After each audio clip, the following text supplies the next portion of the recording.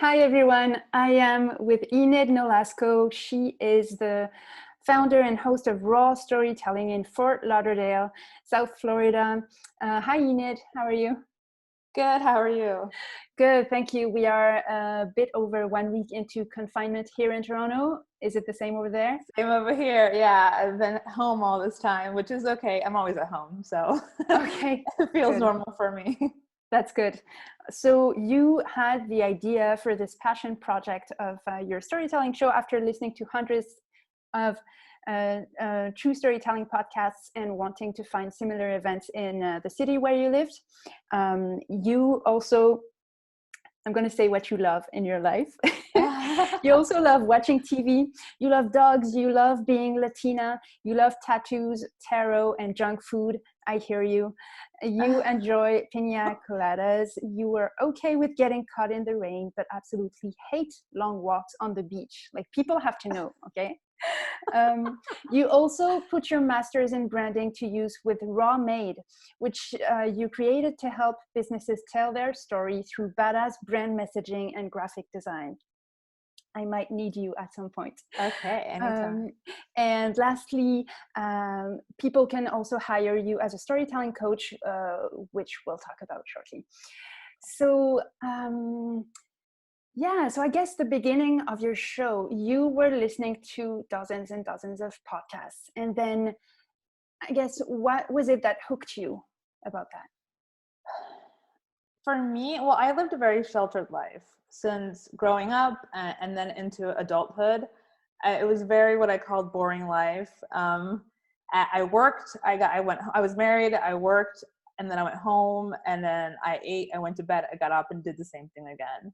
And on top of that, I didn't know a lot of people. I didn't have any friends. So for me, like storytelling podcasts specifically were a way for me to experience other people's lives in a very positive way, and get to know like how other people were living and what they were experiencing day to day. And it opened my eyes to being more accepting and being an understanding of other people's situations. And I, at the time, was really depressed. I was very depressed. I was just really bored. And I think it was, I wasn't fulfilling my potential of what I could be doing. So that led to depression.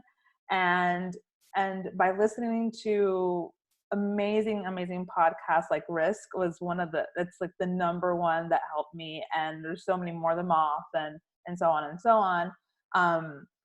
By listening to them, I knew I wasn't alone, and that changed my life.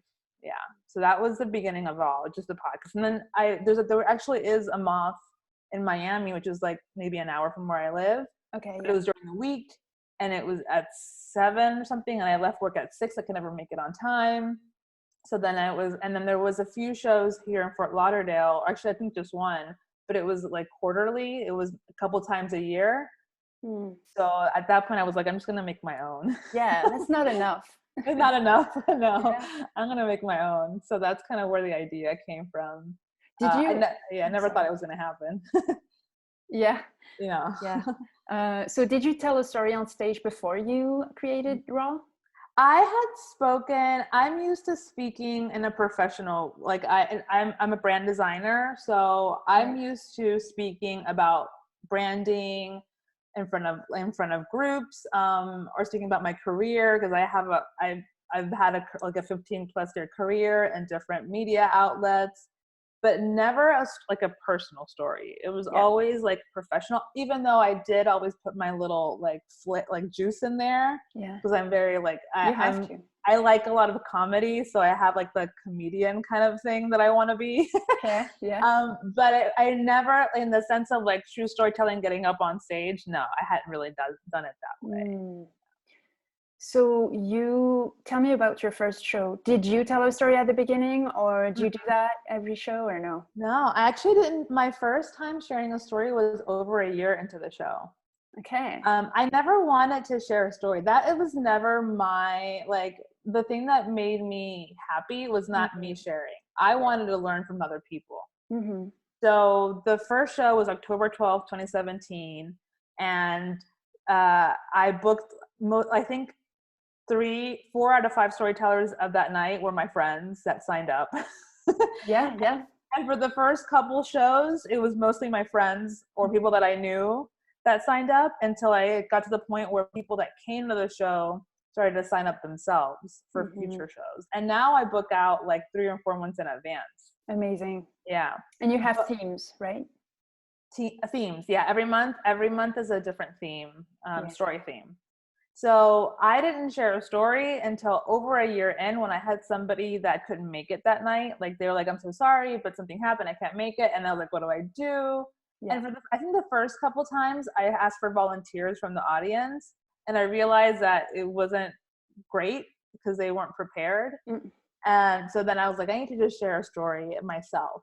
Yeah. So then I basically just started talking. So then I realized that I could do it on the cuff. And that's kind of what I do now. I've been doing it ever since. I just, whenever somebody can't make it, or whenever there was extra time, because like maybe the storytellers were short, like they had shorter stories, then I just fill in with whatever time is needed with a story that's based on the theme and whatever I can think of in the moment. Yeah, amazing. So how do you work with the storytellers? Yeah, so storytellers, the first thing they do is sign up online. Yeah, I have, even if they come up to me and say, oh, I want to share a story, I have them go online and fill out a form. And it's really important for me because it gets them to really take it seriously. I noticed that in the beginning, that if you don't make it a serious thing, they won't take it, they won't show up. Yeah. So the first thing is that, and then I have a quick call with them where I ask them to tell me the summary of their story. And the purpose of that is because I want each show to have a variety of stories based on the theme. So I don't want like 5 stories of the same. If the theme is like it was TMI this past March. Yeah. So I didn't want 5 stories that were like 5 sex stories. Yeah. I wanted a variety. So I have them tell me that. And I also do that because I get a sense of their personality. Because some people, well, the same story can be shared by 2 people and it can be completely different. Like I had an abortion story, a miscarriage story, and one of them was hilarious and the other one was like so sad. Yeah. So I want to get a sense of their personality and how they speak. And based on that, I tell them, okay, you're in for this show, or maybe let's put you in a future show. So after they're confirmed, then I have them work on their story, and then we have another call, which is like a longer call. Well, they will share the whole story from beginning to end, and I time them, and then I give them critique afterwards. Okay. And then based on where they're at, we can have another call or 2 more calls. Sometimes the story is perfect and we don't need more calls. Yeah. So based on where the story is at, we'll have additional calls, and I coach them through the process. If their story is great, but their delivery isn't great, then I work on their delivery. And then by the time that the show comes around, they're like super excited to share because they've been working on their story for a while. Yeah. Amazing. That's a typical process. Yeah. That's so interesting. I think that's why I wanted to do this series, among other things. Like, I'm very curious about people's process, and it's different for everyone. So I appreciate that. And so let's see, I have so many questions to ask you. What kind of venue do you do your show at? Yeah, so this is so funny. In my mind, when I first thought of the idea, I wanted it to be like a really dark bar where there was only like one light bulb, and it was like super dark. So that's what I wanted, but I couldn't find it. And then I had this venue that was a coffee shop that we were going to do it there. And it was originally going to start in September 2017, but then a hurricane came. Oh boy. A hurricane came, and then they weren't able to finish the coffee shop in time. So I had to postpone the show to October. October came, and they still hadn't finished the coffee shop. So then the 2 or 3, like I think it was a day or 2 before the show, everything was ready to go. I had to find a new venue. And I, by coincidence, had gone to this co-working space that was opening a cafe, but the cafe wasn't open yet. all they had was like an empty space, which they had chairs, but they didn't have like anything else. And I went to them and I was like, would you be willing to do this show in 2 days or tomorrow? I don't remember now. And they were like, yes. And but we don't have any cafe. So basically all my friends had their moms make cookies. The co-working space put beers. I brought water. Like everyone, it was like a potluck. Everyone brought something, and we had it at this co-working space. And then basically from the idea was to have one show there, and then we're still there. They eventually opened the cafe. They eventually put the spotlight that I wanted. They eventually put the stage that I wanted. Yeah. So now it is what I envisioned, but it was over time. Mm-hmm. So yeah, that place is called Cafe Collective. Okay. It is a cafe and co-working space in Fort Lauderdale. I love them. I call them my angels. They are an amazing venue. Cafe Collective, shout out. So that's our home. But that said, we do have some specialty shows that we do maybe like 3 times a year at different venues around South Florida that are special. So like we had one at the World Erotic Art Museum in Miami, and the theme was sex. We had one at Vizcaya Museum and Gardens on Valentine's Day, which is a super romantic, beautiful. Oh, I saw the pictures. Oh my God. Museum. Yeah, so that was there. We had one at a recovery film festival, and the theme was like recovery, like drug and addiction recovery. Mm-hmm. So we do have these special shows that we do in different places, and then the theme is linked to the place. Oh, that's amazing. Yeah. Like that. Yeah. So you offer your services too as a storytelling coach. How do you work for that specifically? That is very similar to the process that I walked you through for the Storytellers. Okay. Like that, except that you can book me for like half an hour, 45 minutes, and an hour, and then you tell me what you want to work on. So sometimes people will want to work on a specific story, or sometimes they just want to be better at storytelling in general. Okay. Or sometimes they want to work on public speaking. Right. So depending on what they want, I usually have again, the first 5 minutes is like, what is your intention for the call? And then after that, then it's like, let me help you in whatever you want help in. Usually if it's a story they want to share, they can tell me the whole story and I can help them make that story more compelling. If it's for public speaking, we can go through some techniques that I use.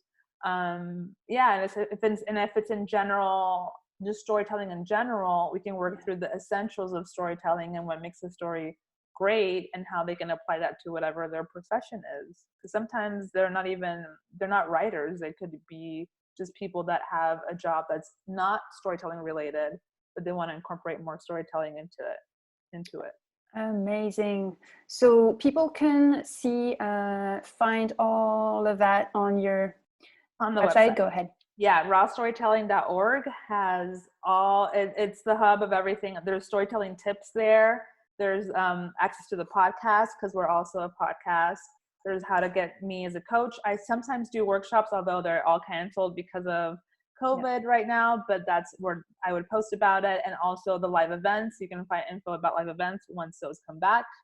Oh, I have merchandise. I have t-shirts, pins, and stickers. So that really is the hub of everything, is rawstorytelling.org. Yeah, I love your website so much. I want to tell everyone that your merchandise tab is called swag. And oh my God, I was like, swag? What is that? I want it now. Oh, that's amazing. That's awesome. Cool. Thank you.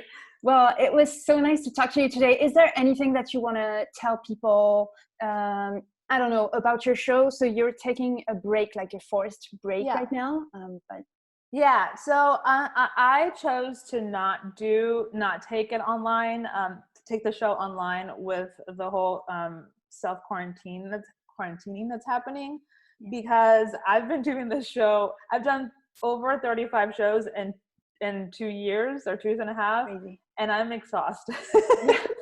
So I actually purposely was like, I want to take a break from live shows or shows in general and focus on the podcast, because the podcast started a year after the live show started.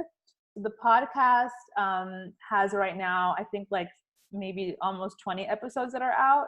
Okay. And I haven't been able to make it better because I haven't had time. Mm-hmm. So I'm taking this time to make the podcast better, because in reality, although I love my local South Florida community, I want, these stories are so good, so important. And there's people like you and me, everyday people, Yeah. that I want this to be heard all over the world. So if I can focus on the podcast right now and growing that, I think that's the best thing that I can do for my community of raw storytelling. Amazing. So right now, what I would say is, if you want more raw, just definitely go find the podcast anywhere you can find podcasts: Stitcher, Apple, Spotify.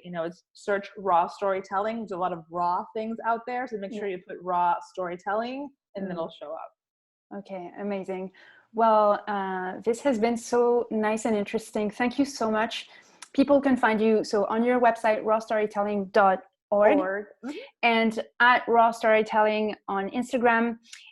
So go ahead and follow that. I will put all the links down below, and also for your venue, Cafe Collective in Fort Lauderdale. And I think that's it. Thank you so much. Well, thank you. Hopefully, I will talk to you soon. Yeah, likewise. Thank you. Okay, bye, Enid. Bye.